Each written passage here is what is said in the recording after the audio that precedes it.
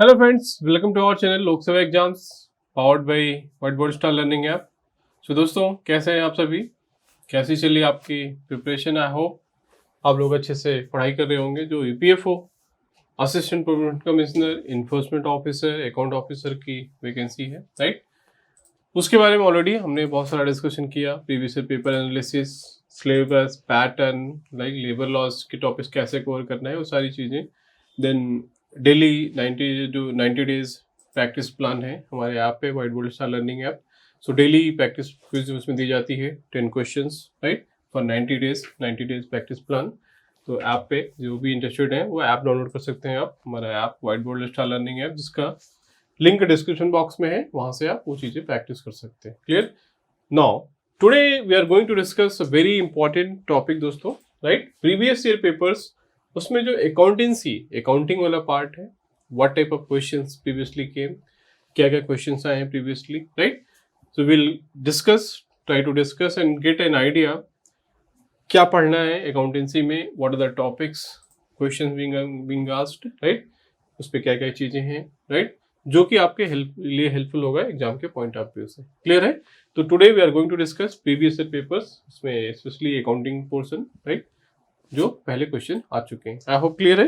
ये सारे क्वेश्चन दोस्तों, सारी चीजें अवेलेबल है हमारे ऐप पे, व्हाइट बोर्ड जो स्टार लर्निंग ऐप है, उसमें टॉपिक वाइज जाकर आप प्रैक्टिस कर सकते हैं। प्रीवियस ईयर पेपर सारे अपलोड हैं, उसके पीडीएफ एमसीक्यूज के फॉर्म में। Then each topic, labour laws, accountancy, statistics, computer, polity, सारे जो टॉपिक्स हैं उनका कंटेंट अपलोड करा दिया गया है।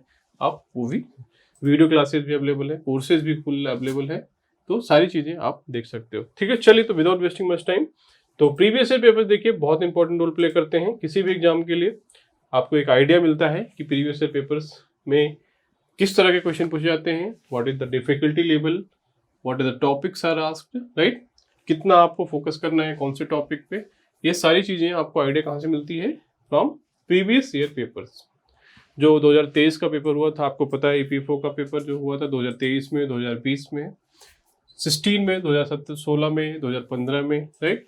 तो इस तरह से जो मेन पेपर 4-5 हुए हैं, उसके बेसिस पे दोस्तों, राइट, यहाँ पे हम क्वेश्चन थोड़े डिस्कस करेंगे कि किस तरह से क्वेश्चन पूछे जा सकते हैं या what is the difficulty level. Clear है? तो अकाउंटेंसी का पार्ट डिस्कस कर रहे हैं, आई होप क्लियर होगा। तो चलिए स्टार्ट करते हैं। देखिए, आप देख सकते हो स्क्रीन पे यहाँ पे, ठीक है, क्विकली मैं आंसर बताऊंगा, बट यहाँ पे ऑब्जेक्टिव वो नहीं है, आपको जस्ट आइडिया देना है कि किस तरह के क्वेश्चन पूछे जाते हैं।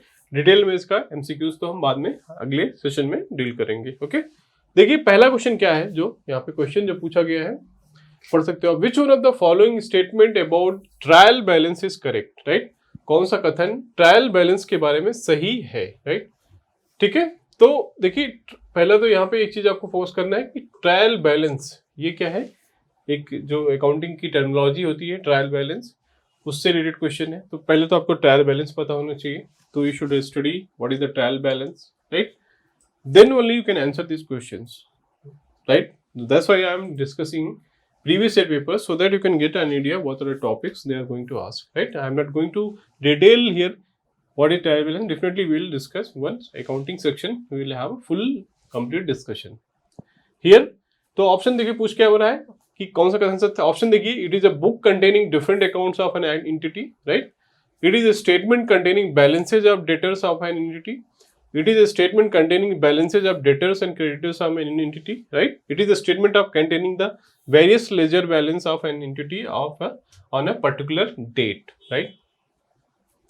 तो देखिए यहाँ पे कई चीजें हैं।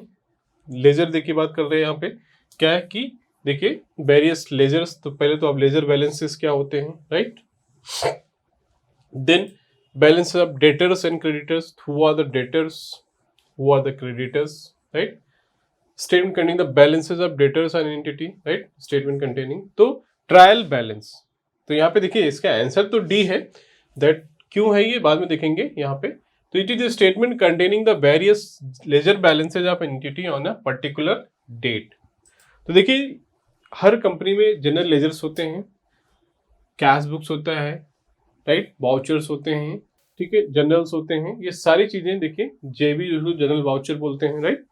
तो जनरल लेजर क्या होता है? एक तरह का एक नॉमिनल अकाउंट होता है जो कि पर्टिकुलर हेड्स के लिए, सपोज आपकी किसी कंपनी में सैलरीज हैं, राइट, तो सैलरीज कई प्रकार की हो सकती हैं वहाँ पे, permanent employees, contract employees, right, they may have general ledger जो जीएल है, जीएल अकाउंट्स में भी different GLs, right, short term में उसको जीएल बोलते हैं, जनरल लेजर एक तरह का एक नॉमिनल अकाउंट है, जैसे आपने क्या, ये कोई रियल अकाउंट नहीं होता है जनरल लेजर, राइट, कि आपने जो बैंक खाता होता है ऐसा नहीं, बैंक खाता हो सकता है कंपनी का एक ही होगा, but to categorise the cost, revenue and expenditure, right, जो एक्सपेंडिचर है या रिसीवेबल्स है, अर्निंग्स है, उसको कैटेगराइज करने के लिए they will have different various ledgers so that they can get an idea कि okay how much I am paying for employees salary, how much I am paying for vendors, how much I am paying for electricity, how much I am paying for rent, इस तरह से they may have different general ledger based on their requirement, right. तो वो सारी चीजों का देखिए क्या है, it is statement containing the various ledgers का जो एक स्टेटमेंट है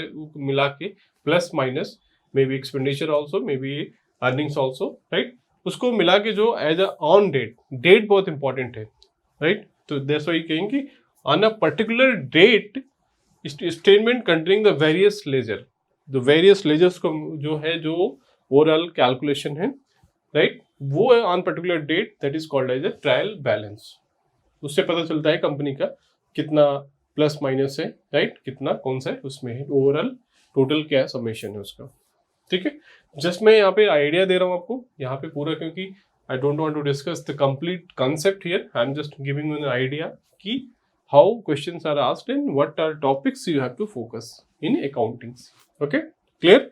तो बेसिक आइडिया आपको यहाँ लग रहा होगा, definitely we will discuss each and each concept in detail, so don't think कि जस्ट इसी से मैं इतना ही आपको बता रहा हूँ, बिकॉज यहाँ पे हमारा मेरा ऑब्जेक्टिव है कि प्रीवियस पेपर्स को, टॉपिक्स को डिस्कस करना, that's why I am not going into detail. तो इसका देखिए आंसर फिलहाल डी है, आप लोग ये चीज़ प्रैक्टिस करना चाहेंगे अगर तो एमसीक्यूज के फॉर्म में ये चीज़ हमारे ऐप पे अवेलेबल है, जो हमारा ऐप है व्हाइट बोर्ड स्टार लर्निंग है, वहाँ पे आप जाके प्रैक्टिस भी कर सकते हैं ये सारे एमसीक्यूज, क्लियर है, ओके, चलो आगे बढ़ते हैं। दूसरा क्वेश्चन देखते हैं यहाँ पे, wages paid for installation of machinery is debited और to which one of the following accounts, machinery की स्थापना के लिए दी गई मजदूरी किस खाते में डेबिट की जाती है। मतलब क्वेश्चन है कि सपोज आपने कोई इंस्टॉलेशन करवाया, कोई मशीन लगवाया, उसमें जो मजदूरी लगी वो किस खाते में डेबिट की जाती है, राइट। ऑप्शन देखिए, मजदूरी खाता, मशीनरी खाता, राइट, इंस्टॉलेशन खाता, लाभ एंड हानि खाता, राइट। तो देखिए इसका आंसर है यहाँ पे जो मशीनरी अकाउंट होगा दोस्तों, जो मशीनरी अकाउंट है उसी में जो उसका जो मजदूरी है वो भी, ठीक है, installation of machinery debited to which of the, तो देखिए इंस्टॉलेशन जो भी है, जो मशीनरी का किया गया उसमें जो वेजेस पेड किया जाएगा वो किसमें, तो मशीनरी खाता में ही अकाउंट किया जाएगा। तो इससे बेसिक मतलब क्या है, देखिए जो भी जितना भी किसी भी कंपनी का एक्सपेंडिचर या अर्निंग्स है वो किसी न किसी खाते में बुक होता है, राइट। आपको पता है चाहे 1 रुपये भी खर्च होगा या आएगा, अर्निंग और डिडक्शन, राइट, तो खर्चा या जो भी पैसा आ रहा है कहीं से वो किसी न किसी अकाउंट से लिंक होगा, ऐसा नहीं है कि रैंडमली हो। अकाउंटिंग का एक कंसेप्ट है कि एक एक रुपया मैच होना चाहिए, राइट। बेसिक अकाउंटिंग क्या है कि कितना पैसा आया, कितना गया, कितना प्रॉफिट हुआ, कितना लॉस हुआ, एक एक रुपया मैच होना चाहिए, राइट। एक एक रुपये का अकाउंटिंग होना चाहिए, एंट्री होनी चाहिए, दैट इज कॉल्ड, ओके। तो हर चीज का जो भी खर्चा होता है उसका एक अकाउंट होता है, राइट। तो वो किसमें, देखिए मशीनरी खाता में वो चीज जाएगा, राइट, क्लियर है, ओके। नाउ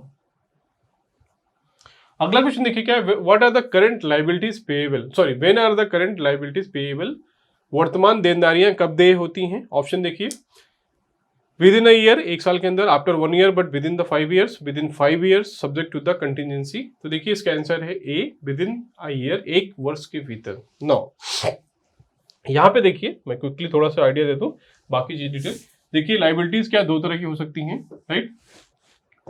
एक होती है दोस्तों current liabilities, right, current liabilities, right. दूसरा क्या हो सकता है दोस्तों, long term liabilities, right, terminology दूसरा हो सकता है लॉन्ग टर्म लायबिलिटी, ओके।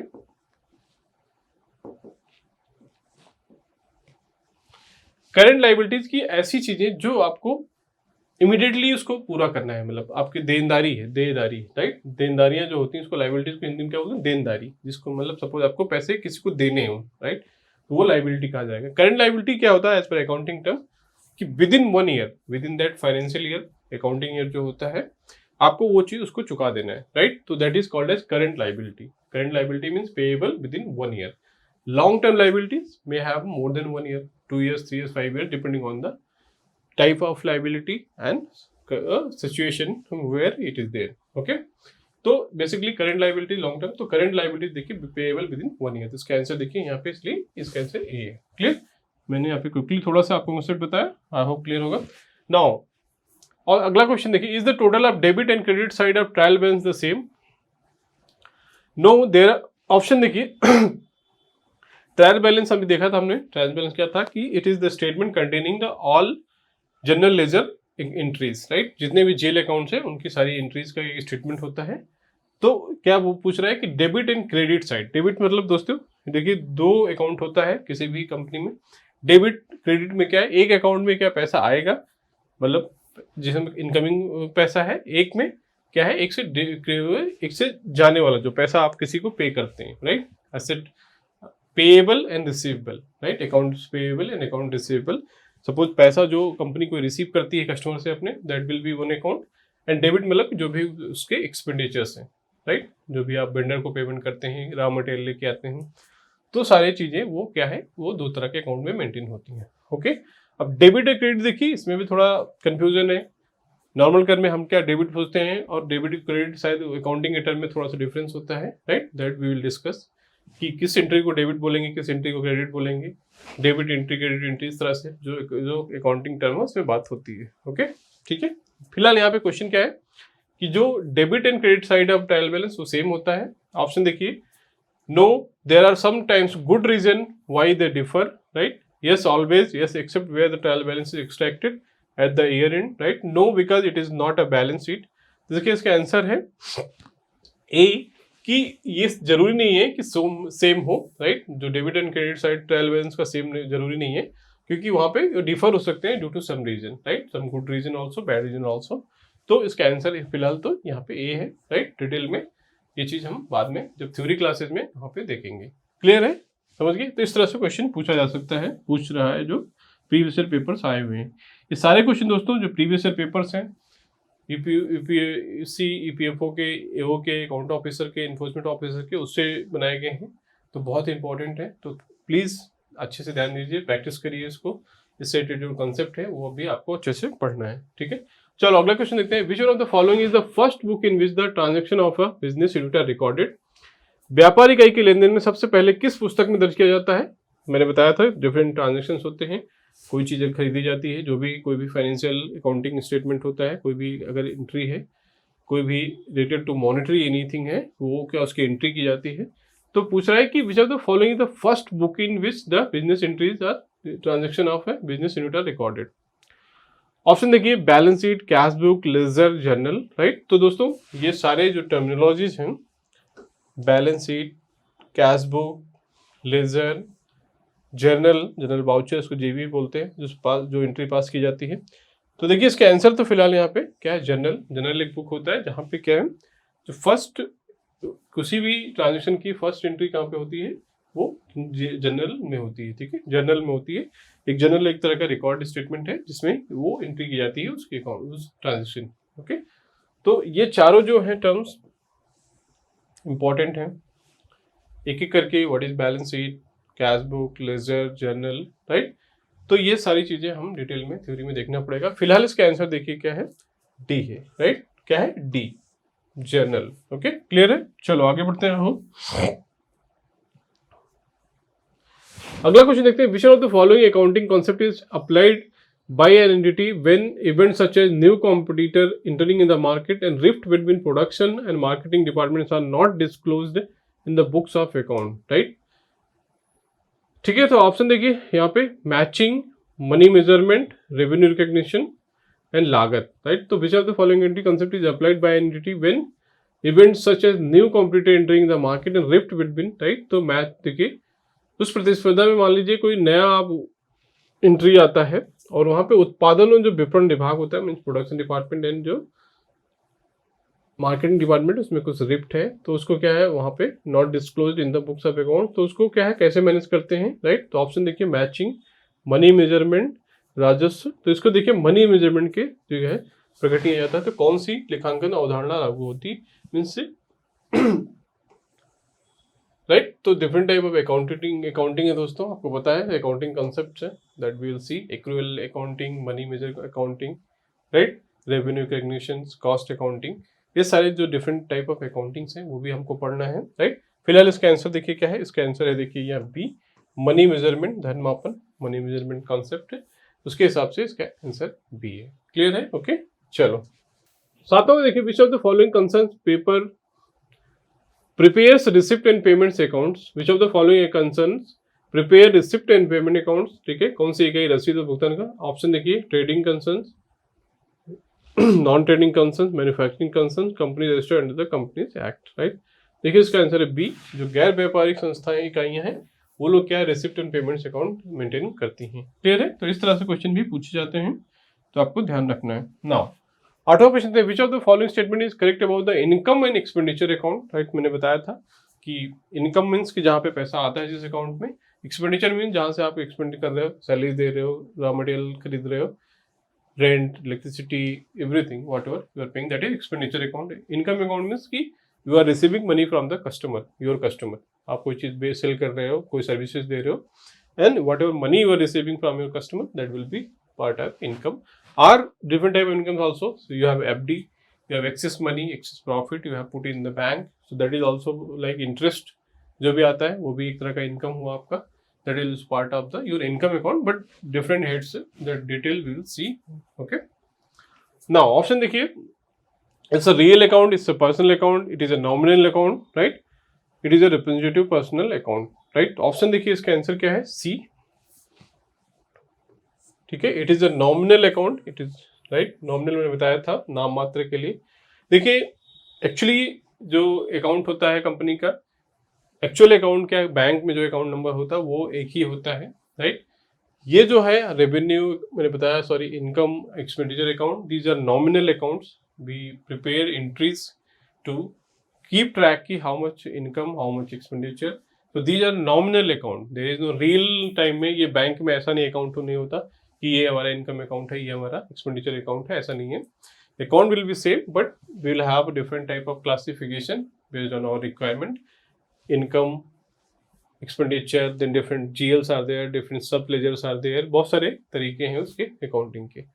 तो एक तरह का ये नॉमिनल अकाउंट है, जैसे हम लोग एक रिकॉर्ड मेंटेन करें कि कितना पैसा हम खर्च कर रहे हैं, कितना पैसा हमको मिल रहा है, एक तरह का हम अपना स्टेटमेंट प्रिपेयर करने लगे, तो that is also called a nominal account. इस kind of there is no real bank account की उसमें आपको पैसा आ रहा है जो अलग हो रहा है और पैसा जो जा रहा है वो अलग अकाउंट में हो रहा है, ऐसा नहीं होता। Okay, so that is kind of nominal account इसको बोलते हैं।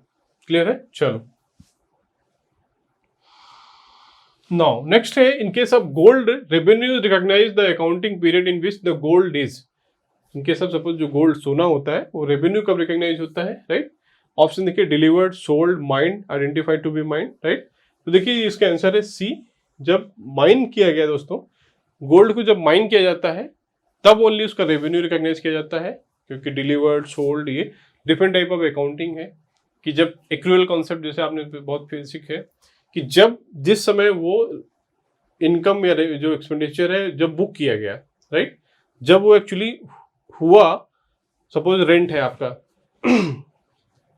आपका इस महीने का अगस्त का रेंट है, दैट इज ड्यू, आपको बकाया है 10,000 रुपये, मान लीजिए आपका किराया है, तो ये ड्यू कब हुआ? अगस्त में। तो ये क्या हुआ है, ये that will be as per accrual जो accounting, it is due in August, but हो सकता है आप उसको 6 महीने बाद पे करें, राइट। आपके पास पैसा नहीं है, कंपनी के पास पैसा नहीं है, तो it will be paid after 3 months, 4 months और 5 मंथ्स। तो एट द टाइम आप दो तरह के कंसेप्ट हो सकते हैं कि then only you will show in the जो ट्रांजेक्शन है कि मैंने 10,000 रुपये पे किया, then you will show in your expenditure account, और when it is due only August only you will show कि okay this 10,000 is due for the rent payment। तो इस तरह से एक तरह का लाइबिलिटीज आपका बुक हो गया कि 10,000 लाइबिलिटी है for rent, towards rent. But अगर आप ऐसा नहीं करते, एक्रूअल अकाउंटिंग नहीं करते हो, राइट, तो आप जब उसको पे करोगे then only you will show. तो इस तरह से different type of accounting concept है, वी विल सी। सोने के केस में भी ये हो सकता है जब माइन किया गया हो, जब बेचा गया हो, या जब डिलीवर्ड किया गया हो, उस अकाउंटिंग आप एंट्री कब करते हो, that depends on the your different type of accounting concept, right. तो इस सोने के केस में देखिए जब माइन किया जाता है then only revenue is recognise, means कि आप दिखाओगे कि यस माइन हुआ और ये हमारा उसका रेवेन्यू है, राइट। तो ये different type of accounting concept हैं that we need to study, we will study in और detail. Now, 10 question. As per the traditional approach, the expense to be matched with revenue is based on, right? आपको पता है traditional approach में क्या होता है, जो हमारा एक्सपेंसेस है वो रेवेन्यू से मैच होना चाहिए, राइट। वो क्या है देखिए ऑप्शन उसमें original cost, opportunity cost, replacement cost, cash cost, right. तो देखिए ये क्या है दोस्तों, ओरिजिनल कॉस्ट के हिसाब से, मूल लागत के हिसाब से जो एक्सपेंडिचर है दोस्तों, expenses should be match with the जो रेवेन्यू है, राइट। तो वो इसके हिसाब से ओरिजिनल कॉस्ट के हिसाब से। नो अगला क्वेश्चन देखिए क्या है, क्वेश्चन पूछे गए हैं कि preliminary expenses are the examples of, प्रारंभिक व्यय किसका उदाहरण है, राइट।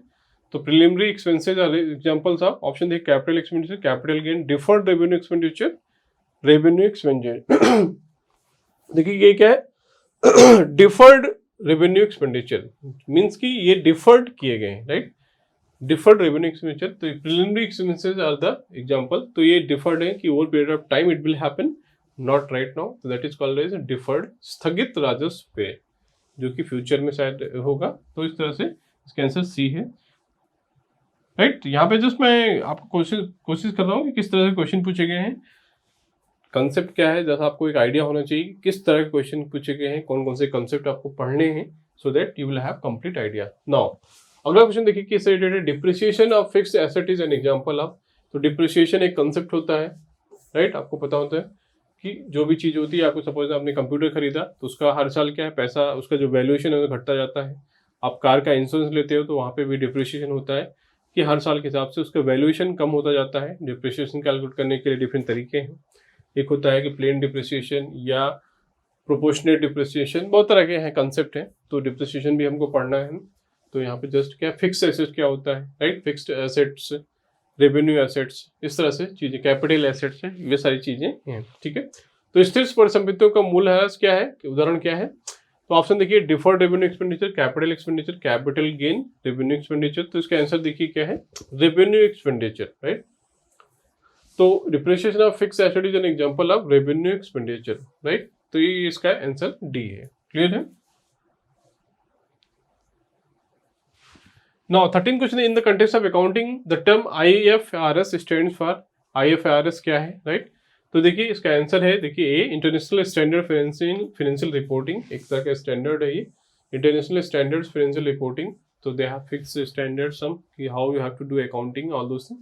तो एक तरह का IFRS एक ये इसका फुल फॉर्म है, ये भी इंपॉर्टेंट पूछा गया एग्जाम में क्वेश्चन। तो ये इसी तरह से accounting standards and definite AS, right. Legacies are generally, विरासत सामान्यता कैसी, जो लीगेसीज हैं वो किसके अंदर आती है, देखिए ऑप्शन देखिए capitalised and taken to balance sheet, treated as income, treated as expenditure, capitalised and taken to suspense account, right. तो इसका देखिए ऑप्शन क्या है, capitalise and taken to the balance sheet, right. Suppose क्या आपके पास कोई लीगेसी है बहुत सारी किसी कंपनी के पास, वो क्या है कैपिटलाइज हो जाएगा और taking into the balance sheet, it will come in the become the part of balance sheet, right, as a asset, clear. तो इस तरह से क्वेश्चन भी पूछे गए हैं, राइट। नाउ नेक्स्ट क्वेश्चन देखिए क्या है, the abnormal loss on consignment is credited to, जो आदेश पर हुई असामान्य हानि, राइट, किस खाते में क्रेडिट की जाती है। ऑप्शन देखिए profit and loss, consignee's account, consignment account, income and expenditure account. तो देखिए इसका आंसर है कंसाइनमेंट अकाउंट, राइट। जो कंसाइनमेंट अकाउंट होता है, जो कंसाइनमेंट भेजता है, एबनॉर्मल लॉस क्या है वो इसमें क्रेडिट की जाती है, ओके। ये सारी चीजें भी हम लोग देखनी है, कंसाइनमेंट अकाउंट क्या होता है, लॉस, प्रॉफिट कैसे। अगला क्वेश्चन देखिए क्या पूछा गया था कि when goods are purchase for the joint venture the amount is debited to, right. मान लीजिए कोई चीज जो संयुक्त जॉइंट वेंचर है, दो लोगों का, दो कंपनियों का, उसके लिए कोई चीज खरीदी गई है तो the amount is debited to. Option देखिए purchase account, joint venture account, ventures capital account, profit and loss account. तो इसका आंसर देखिए बी है, जो जॉइंट वेंचर अकाउंट होगा दोनों कंपनियों का, उसमें क्या है ये अमाउंट जो है डेबिटेड होगा, right. When goods are purchase for the then amount will debited for under joint venture account, clear है, ओके।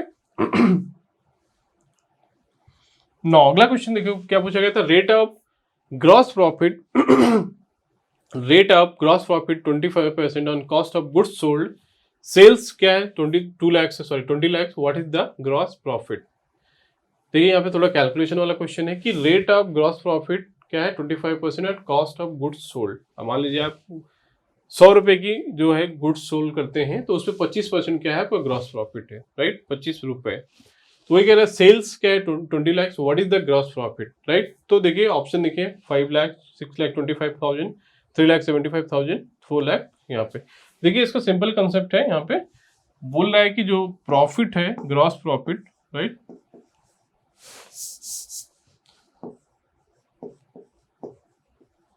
जो ग्रॉस प्रॉफिट क्या बोल रहा है क्वेश्चन में 25% ऑफ कॉस्ट गुड्स सोल्ड, जो चीजें बेची गई हैं गुड्स सोल्ड, ओके। सेल्स कितना है दोस्तों, सेल्स क्या होता है, जो गुड्स सोल्ड है उसी को सेल्स बोला जाएगा, इस तरह से यहाँ पे ले सकते हैं कंसीडर आप। तो देखिए तो 25%, 25 इंटू 20 लाख से,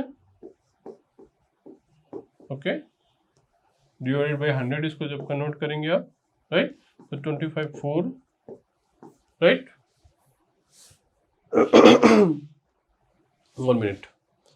तो ये देखिए दोस्तों इसके हिसाब से क्या आएगा दोस्तों, ये आ जाएगा 5 लाख, बट यहाँ पे देखिए इसका आंसर है 4 लाख, कितना 4 लाख रुपए, जो इस यहाँ पे डी आंसर। तो इसका देखिए कैलकुलेशन कैसे होगा कि जो मान लीजिए एक्स सेल्स हुआ उसका 25% प्रॉफिट है, right, 25% x by 100 divided equal to 20 lakh, okay. Now अगर आप सॉल्व करोगे तो आपको आंसर मिल जाएगा कि आपको मान लीजिए गुड्स सोल्ड कितना है एक्स रुपीज, उसमें 25% x plus 100 equal to sales जो है टोटल इंक्लूड्स जो आपका गुड्स सोल्ड है प्लस प्रॉफिट ऑल्सो, तो उसके हिसाब से x plus 25x divided by 100 plus equal to 20 lakh, then your answer will come 4 lakh, okay. तो ये थोड़ा सा ध्यान रखना है। पहले मैं देखिए जो आपको बता रहा था, कोशिश कर रहा था, तो मैं भी कंफ्यूज हो गया था, ठीक है। तो इस तरह से क्वेश्चन आते हैं कि 25% गुड्स सोल्ड, राइट, तो सेल्स क्या है इंक्लूडिंग प्रॉफिट है। सेल्स मीन्स कि क्या आपका जो कॉस्ट है कॉस्ट प्लस प्रॉफिट, तो एक्स मान लीजिए आपका गुड्स सोल्ड था एक्स प्लस 25x, ठीक है, equal to 20 lakh, then you will calculate, then it will come 4 lakh. तो इस तरह से बेसिक क्वेश्चन जो कैलकुलेशन का प्रॉफिट लॉस गुड्स सोल्ड कितना क्या है, ये चीजें भी आप पूछ सकता है एग्जाम में, क्लियर है। तो I am trying to give you an idea जो अकाउंटिंग का पार्ट है, क्योंकि इंपॉर्टेंट है, क्वेश्चन पूछे जाते हैं, बहुत लोगों को इसमें प्रॉब्लम फेस होती है कि कैसे क्वेश्चन आते हैं, किस तरह की चीजें आती हैं। तो here I am trying to explain you basic thing so that you can get an idea. Detail we will see in theory classes if you are interested for joining or so these accounting, statistics, computer, labor laws, so we have a special module where we can have a discussion. We will discuss those things, theory, MCQs, practical, test series, everything on our this course, okay. So if you are interested you can join on this module where you will get all those content, clear। चलो अगला question देखते हैं, branch account under the debtors system. तो ऋण प्रणाली के अंतर्गत शाखा खाता किस प्रकार खाता है, देखिए ऑप्शन देखिए real account, personal account, nominal account, liability account. तो देखिए ये क्या है, पर्सनल अकाउंट है। जो ब्रांच अकाउंट मतलब सपोज किसी कंपनी का ब्रांच है, मान लीजिए कंपनी हैदराबाद बेस्ड है और उसकी ब्रांच है दिल्ली में, तो दिल्ली में क्या स्पेशल ब्रांच अकाउंट होता है, राइट, डेटर या क्रेडिटर जो भी हो है, तो एक तरह का ये पर्सनल अकाउंट है, राइट, व्यक्तिगत खाता है, ठीक है। 19 क्या, under which schedule of companies act 2013 the formats of financial statements are prescribed, right. तो आपको पता है कंपनीज एक्ट जो 2023 है उसके अंदर क्या है चीजें जो फाइनेंशियल अकाउंटिंग्स है स्टेटमेंट्स है उसका एक फॉर्मेट दिया गया है। तो वही पूछ रहा है कि किस शेड्यूल में ये चीज दी गई है, इस रेगुलेटरी क्वेश्चंस। तो कंपनी अधिनियम में देखिए अनुसूची शेड्यूल 1, 2, 3, 4। तो देखिए शेड्यूल 3 में जो है तो इस तरह से इसका आंसर है शेड्यूल 3। शेड्यूल 3 में क्या दिया गया है, the formats for the financial statements, right, कि कैसे आपको अकाउंटिंग करनी है, एसेट्स लायबिलिटीज किधर रखना है, what are the things to be included in the financial statement, all those things are given and defined in the schedule 3 of the companies act 2013, right, ठीक है। तो ये रेगुलेटरी अथॉरिटी से रिलेटेड क्वेश्चन था, clear है। I hope आपको थोड़ा समझ में आ रहा होगा, क्योंकि अकाउंटिंग थोड़ा लोगों को दिक्कत होती है, अकाउंटिंग क्या है, ठीक है। तो इसलिए मैंने सोचा पहले आपको एक थोड़ा सा ओवरव्यू दे देते हैं इसका, राइट। ठीक है, समझ गए? चलो नाउ अगला क्वेश्चन देखिए क्या था यहाँ पे, in the absence of any provision in the partnership agreement profits and losses are shared by the partners, right. मान लीजिए कोई प्रोविजन नहीं था, आपने दो पार्टनरशिप था, तो उसमें प्रॉफिट एंड लॉस किस शेयर्ड में, किस रेशियो में होगा? ऑप्शन देखिए, in the ratio of capital of partners, equally in the ratio of loans given by the into the firm, in the ratio of the initial capital introduce. तो B देखिए option क्या है यहाँ पे, B समान रूप से। अगर आपके पास कोई प्रोविजन नहीं है कि बेस्ड ऑन द, मान लीजिए दो हिस्सेदार हैं, वो मिलकर कोई बिजनेस स्टार्ट करते हैं, एक ने क्या है 20% कैपिटल लगाया, एक ने 80% कैपिटल लगाया, बट उन्होंने कुछ ऐसा प्रोविजन नहीं डाला कि लॉसेज या प्रॉफिट क्या किस रेशियो में होगा, कि वेदर सपोज 80% मैंने लगाया तो 80% profit I should get, 20% only ही should go for other person. But if they have not mention any provision, then उस केस में क्या होगा, it will be equally distributed with respect profit और loss as per the accounting standard. Otherwise, they should mention those provisions, okay, in the ratio of capital, whatever capital is 80%, suppose 1% is giving, then in the ratio of capital of partners are, otherwise it will be equally. Clear है? Now, अगला question देखते हैं यहाँ पे, employees believe in the degree to which they affect their work environment, their competency, the meaningfulness of their job and their perceived autonomy in the their work indicates, right. तो क्या है ये कर्मचारियों का ये विश्वास कि अपने कार्य वातावरण को कितना प्रभावित करते हैं, उनकी दक्षता, उनके कार्य करने की सतर्कता को क्या बोला जा सकता है? तो ऑप्शन देखिए, organisational commitment, right, psychological empowerment, affective commitment, job satisfaction. तो इसका आंसर देखिए बी है, मनोवैज्ञानिक सशक्तिकरण। एक तरह का क्या है, एक साइकोलॉजिकल एम्पावरमेंट है कि जो अपने कमिटमेंट को दिखाता है, जो भी उनका वर्क एनवायरमेंट है, राइट। तो बेसिक ओवरऑल फाइनेंस और जो साइकोलॉजी है उससे इनके है ऑर्गेनाइजेशनल स्ट्रक्चर से, ठीक है ना। अगला क्वेश्चन देखिए पूछा गया था, the tendency of individuals to attribute their own success to the internal factors and put the blame for failure on external factors indicates, right. एक तरह का ये थोड़ा कंसेप्चुअल क्वेश्चन है, आपने बहुत सारे केसेस में देखा होगा कि व्यक्ति की प्रवृत्ति की वो अपनी सफलता का श्रेय आंतरिक कारणों को देते हैं और विफलताओं का दोष बाहरी कारकों पर डाल देते हैं। क्या कहलाती है? ऑप्शन देखिए, fundamental attribution error, self serving bias, selective perception, contrast effect. देखिए इसका आंसर है बी, सेल्फ सर्विंग बायस, आत्महित पक्षपात। ये बहुत कॉमन कंडीशन है, कॉमन सेंस भी लगा सकते हो कि जब गलती होती, जब मान लीजिए आपको सक्सेस नहीं मिली, विफलता मिली, ठीक है, उस केस में आप क्या बोलते हो कि ये तो उसकी वजह से नहीं हुआ, ये नहीं था, वो नहीं था, ऐसा नहीं था, बाहर बारिश होने लगा, that's why I can not get right that success. But success मिलने बोलते हैं यस मैंने बहुत हार्ड वर्क किया था, ऐसा किया था, वैसा किया था। एक तरह का माइंडसेट है, उसको क्या बोलते हैं? तो सेल्फ सर्विंग बायस, राइट, कि अपना हित जहां पे होता है नहीं, कि अपना प्रॉफिट देखने के लिए they will try to justify, तो उसको एक टर्म बोला जाता है सेल्फ सर्विंग बायस, अपने जो है आत्महित के लिए बायसिंग करते हैं जो एक्सप्लेनेशन, ठीक है। एक तरह का ये थोड़ा सा साइकोलॉजिकल थ्योरेटिकल क्वेश्चन था। नाउ नेक्स्ट क्वेश्चन देखिए क्या है, intrusive decision making means, intrusive साहस निर्णय निर्माण क्या है? देखिए ऑप्शन देखिए यहाँ पे, a non-conscious process created out of the residual experience, making decision by constructing simplified models without capturing complexity, behaving in such a way so that maximize output, developing alternative consciously। तो इसका answer देखिए ए है यहाँ, right. Non conscious process, इंट्यूसिव मतलब कि आप बिना conscious हुए जो भी चीज डेवलप करते हैं out of digital experience, right, अचेतन स्थिति में अवचेतन प्रक्रिया जो बनती है, राइट। तो उसका आंसर क्या है? ए। क्लियर? चलो आगे देखते हैं अगला क्वेश्चन।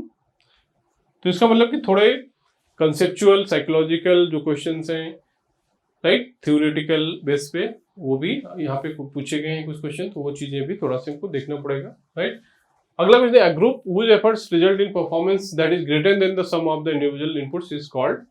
तो ये भी अगेन इससे ऑर्गेनाइजेशनल असाइनमेंट, जो ऑर्गेनाइजेशनल मैनेजमेंट है, ऑर्गेनाइजेशनल बिहेवियर है, based on those topics this questions are there. तो समूह जिसके प्रयासों से जो व्यक्तिगत प्रदर्शन इनपुट के योग से अधिक होता है। ऑप्शन देखिए, work group, work team, virtual team, self manage group. तो इसका आंसर देखिए बी है कि वर्क टीम, राइट, मीन्स कि इंडिविजुअल मान लीजिए आप काम कर सकते थे, जो उससे जब आप टीम में आए तो आपने उसके इंडिविजुअल काम करने की क्षमता से ज्यादा काम किया, तो that is due to work team, right. तो इसका आंसर वह कार्यदल। नो 26 देखें, concept that a subordinate should have only one superior to whom he or she is directly responsible is known as span of control, unity of command, chain of command, authority control. तो देखिए इसका answer है unity of command, right. Means की simple शब्दों में एक boss होना, दो बॉस नहीं होना कभी भी, राइट। तो you should have one boss only. तो unity of command, who can give you order for the, in terms of HR इसको बोला जाता है, that is called as unity of command you should have. वही पूछ रहा है कि अधीनस्थ के पास केवल एक वरिष्ठ होना जिसके प्रति वह सीधे उत्तरदायी हो।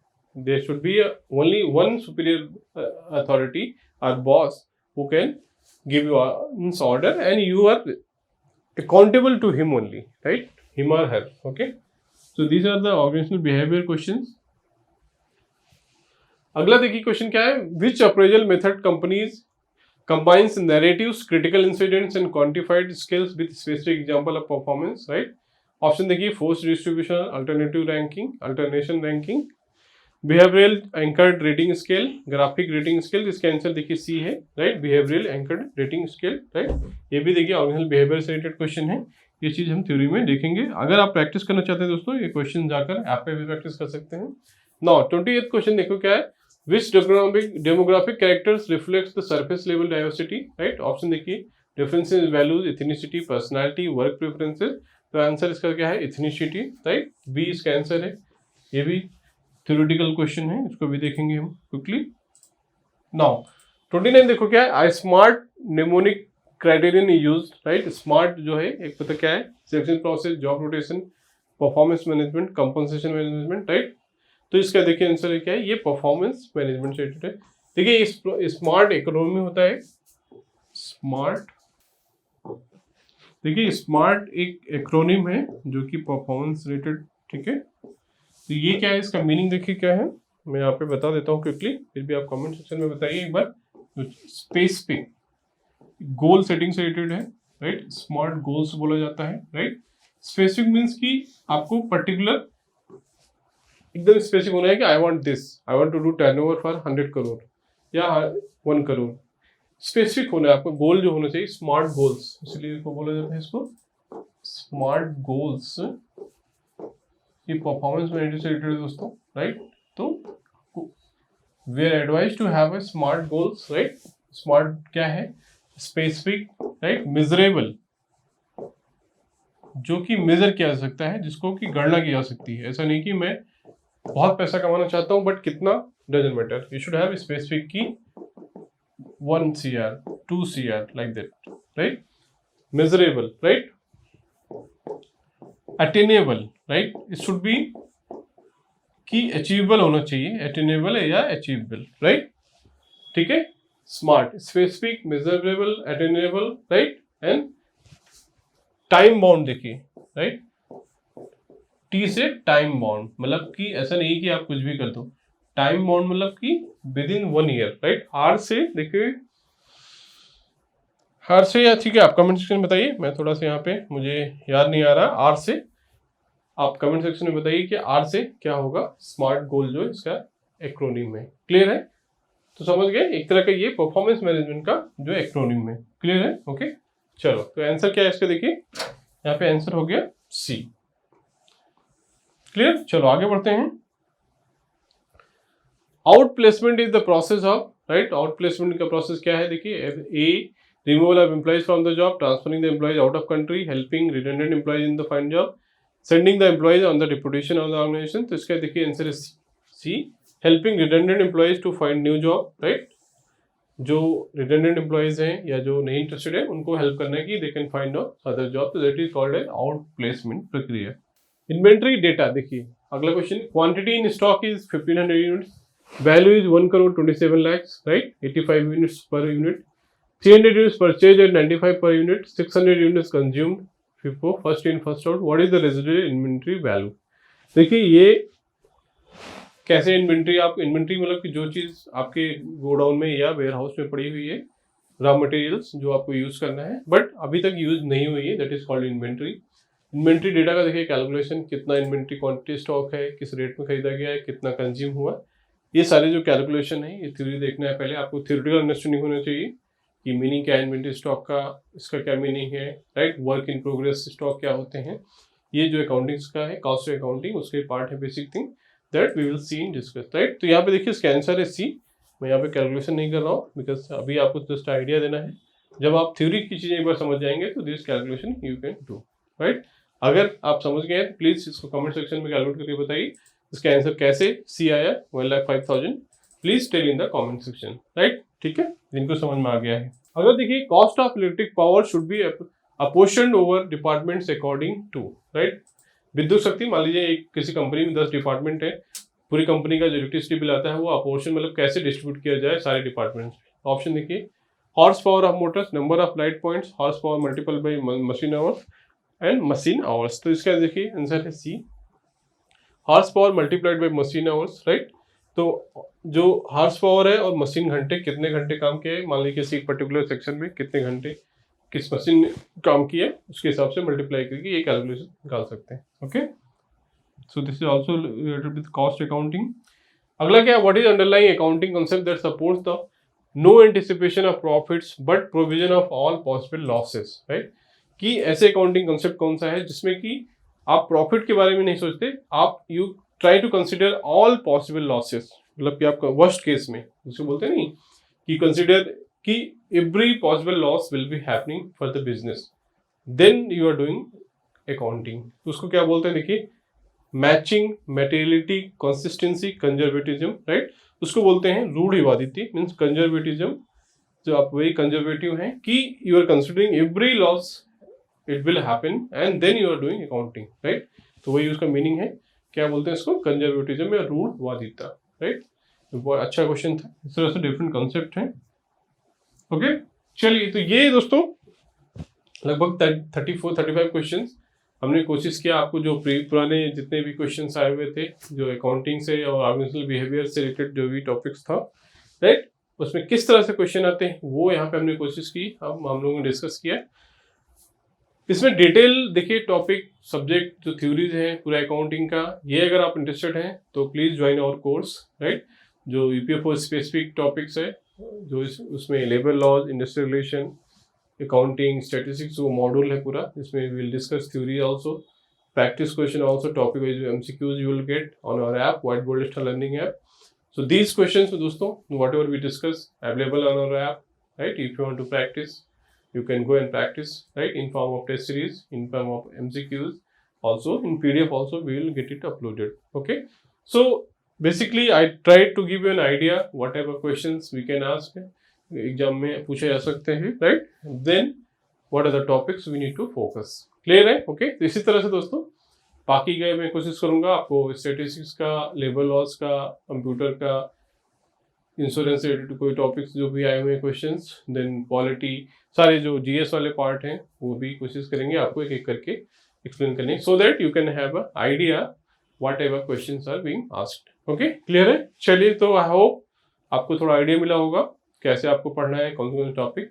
तो अगर आप इंटरेस्टेड हैं तो हमारे कोर्स को ज्वाइन करने के लिए जो लेबर लॉज आईआर वाला मॉड्यूल है, अकाउंटिंग वाला मॉड्यूल, राइट, तो प्लीज़ इसका टेस्ट सीरीज भी अवेलेबल है, तो डाउनलोड करिए ऐप को, वहाँ से ज्वाइन करिए, आपको सारे चीज़ें वहाँ पे मिल जाएंगी। ठीक है, तो चलिए, तो thank you for watching this video, right. मिलते हैं अगले वीडियो में नेक्स्ट के साथ। Thank you.